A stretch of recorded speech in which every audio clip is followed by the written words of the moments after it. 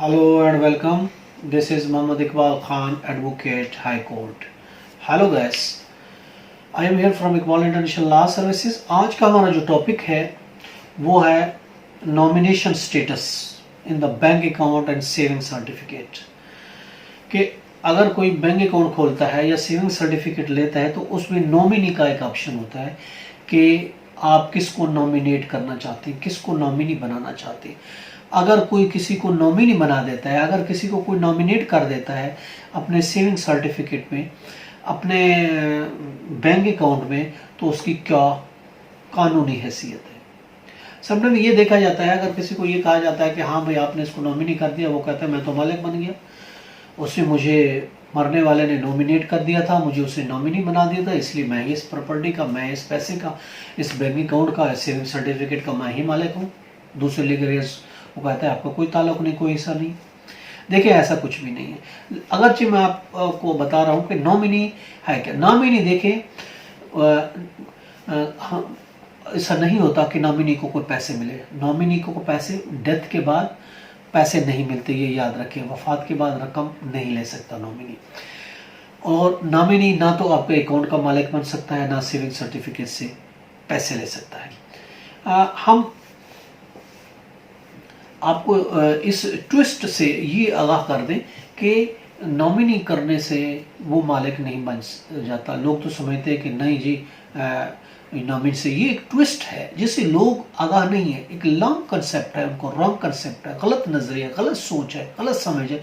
वो कहते हैं अगर किसी को नॉमिनेट कर दिया जाए तो वो उस प्रॉपर्टी का, उस सेविंग अकाउंट का, उस सेविंग सर्टिफिकेट का, उस बैंक अकाउंट का वो मालिक बन जाता है। ऐसा कुछ नहीं है।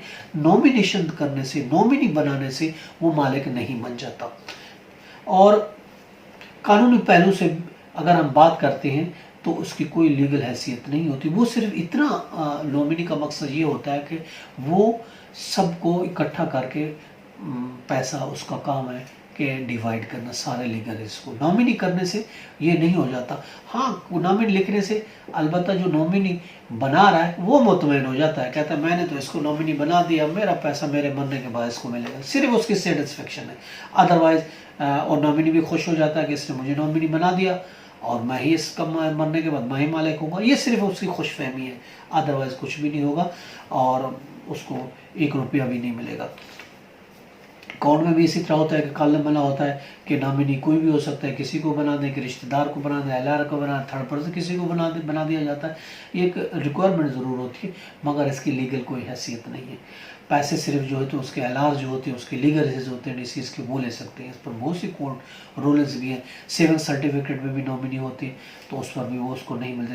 इस पर भी एक रूलिंग है लाहौर हाई कोर्ट ने सिविल प्रोविजन 123 2005 में अकरम भट्टी वर्सेस गुलाम सुगरा के केस में भी कोर्ट ने ये डिसाइड किया है कि सेविंग सर्टिफिकेट अगर नॉमिनी है उसकी कोई हैसियत नहीं है। इसी तरह ग्रुप इंश्योरेंस हो गया, बेनिफिट फंड हो गया, उसमें भी नॉमिनी मुकर्रर थे। तो 2013 CLC पेज 1834 है पिशावर की। इसके अलावा 2005 SCMR 512 है।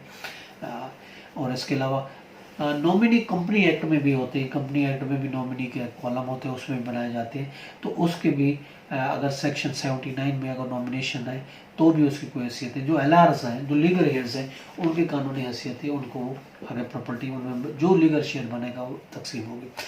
और हम आपको कोड रूलिंग दे रहे हैं, उसमें है PLD 1974, सुप्रीम कोर्ट पेज 184 है, 2004 है, SEMR पेज 1219 है, PLD 1981 है, सुप्रीम कोर्ट 750 है। ये रूलिंग है। इनमें केसेस में कोर्ट ने ये डिक्लेयर किया कि नॉमिनी की कोई हैसियत नहीं है। नॉमिनी जो होता है वो जस्ट एक ऐसे होता है कि वो उसकी देखभाल कर सके और पैसे जो सारे लीगल में तकसीम कर सके। एलआर को बारो नहीं कहा जा सकता। जो एलआर का जो भी हिस्सा बनेगा वो उनको मिलेगा। आज का टॉपिक ये भी ख़त्म होता है। कल नया टॉपिक के साथ फिर मिलेंगे। Have a nice day. अल्लाह हाफ़िज़।